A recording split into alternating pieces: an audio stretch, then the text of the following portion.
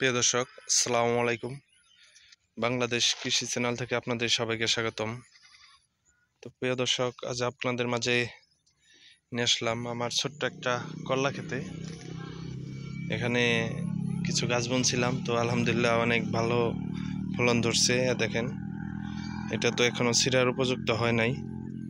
তো আমার গাছের বয়স হচ্ছে মোটামুটি প্রায় 50 থেকে 55 দিন এরকমই হবে। তো অনেকবারই করলা ছিঁড়া হয়ে গেছে, 2-3 বার হয়তো ছিঁড়া হয়ে গেছে। দেখেন, এখনো অনেক করলা আছে, কিন্তু করলা গাছগুলা অনেক ভালো আছে এই বৃষ্টির মধ্যে।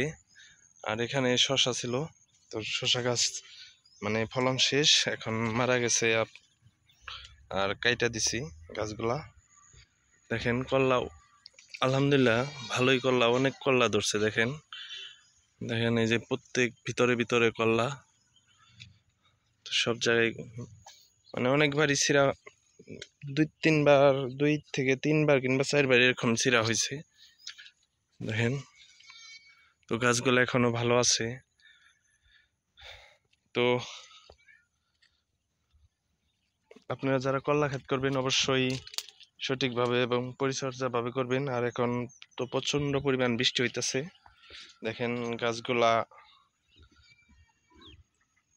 নিচ দিয়ে যে পাতাগুলো আছে এগুলা মানে মারা যাইতেছে আস্তে আস্তে।